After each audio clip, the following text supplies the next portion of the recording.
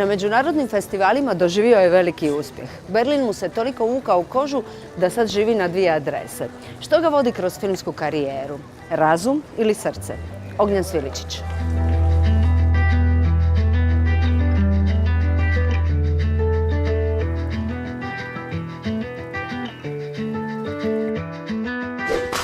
Kad si ti znao da ćeš biti redatelj? Ja nemam tu neku priču, ja sam htio biti redatelj, ja sam htio biti nešto da mogu preživjeti, a da radim od nečega što se zove umjetnost. Ja? Htio sam pričati neke priče, jasno mi je da pisci umiru od gladi, pa je ova bolja situacija, ipak je malo bolje biti redatelj od toga. Nemam ja tu neku priču da sam ko mali sastavljao filmsku kameru, niti imam priču da sam ko mali sate provodio u kinu, nisam bio fasciniran filmom nikad. U Split se nikad nije išlo u kino gledati filmove. U Split se išlo da se možeš žvaliti sa curom ili tak nešto. Kino se nije išlo i moram priznati da nikad nisam zapravo volio film nešto pretjerano. Volio sam film kao svi ostali klinci što su volili film. Gledao sam westerne, nedjeljno popodne i recimo bilo mi je čudno kad se pojavi neki art house film tipa Jarmusch, vidiš šta je sad ovo, nije Predator nego nešto malo drugačije. Pa me evo to recimo zainteresiralo. Što su roditelji htjeli da budeš? Mislim da moji roditelji nisu htjeli da budem redatelj, sigurno. Mislim da su htjeli da ima neki posao od 2 do 5, zapravo od 7 do 2 ili od 9 do 4 ili tak nešto. To je 7 sati, radi se 8 sati. Pardon, ja ne znam kako sam ja trenutno predavač, mislim znam. Dobro, upisao si akademiju, završio si akademiju i jasno, nakon što si završio akademiju nije bilo posla. Što si sve radio? Neko vreme sam lijepio one jumbo plakate, to je recimo bio posao. Onda sam, ali sva sreća, zahvaljujući pokojnom Tomislavu Radiću, vrlo brzo sam dobio posao na Hrvatskoj televiziji, tako da sam prvi film snimio sa 25 godina i nastavio se, jednostavno mi se posrećilo. Dobro, bio sam vrijedan, fakat sam se namučio, ali da, imao sam i sreće, pa sam nastavio snimati filmove jednostavno. Ja sam kao redatelj obsesivno kompulzivan, želim da mi sve užasno na mjestu. Ako vidim da mi je žlica pomaknuta 5 cm lijevo, ja maknem u kadru.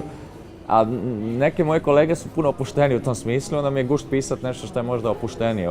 U tom smislu da se ne mora izrežirati na minimalistički način, nego da se može čovjek malo raspištoljiti. Ali zapravo jako je teško prenijeti tu emociju na filmsko platno. Pa je, ali ako se čovjek ako se ne foliraš nije, ako stvarno dođeš na set, na filmsko snimanje i znaš što hoćeš, imaš ljude koji ti to mogu omogućiti, nije preteško, zapravo je vrlo jednostavno. Postoji par trikova koje čovjek nauči s vremenom kako lakše doći do rezultata. Ali u principu, pogotovo što se tiče pisanja i režije, ne postoji formula, nego ne znam da li je to srce, ali je instinkt. I ako ja tu strast prenesem na nekoga, ili na snimatelja ili na glumca, onda to krene sa ekrana na publiku. Koliko ti je važno da ti zapamte baš neki detalji iz tvog filma i zapravo da se taj detalj prepričava? Ono što je zanimljivo da ljudi zapamte stvar koja je najnebitnija. I ne znam iz koje stvari, ja jako volim brešane filmove, ali ova stvar, skuhali sam pašta šutu, nikad mi bilo jasno čemu je šala. Ljudi zapamte nešto što je užasno simpatično, malo i slatko. I onda to jednostavno, ne znam, i tata bi sine iz to su te neke Odlučio si se otići u Berlin, zašto? Pa zato prije svega što je Berlin drugačiji od Hrvatske, zato što podnosi različitost. Hrvati kad nešto različito ne vole, Berlin je puno tolerantnija sredina i to se osjeti u svakom dijelu, segmentu života. Hrvati su užasno grču, naravno da su grču iz više razloga, zato što ne postoji intelektualna, seksualna, vjerska, politička sloboda. Mi nismo slobodna nacija.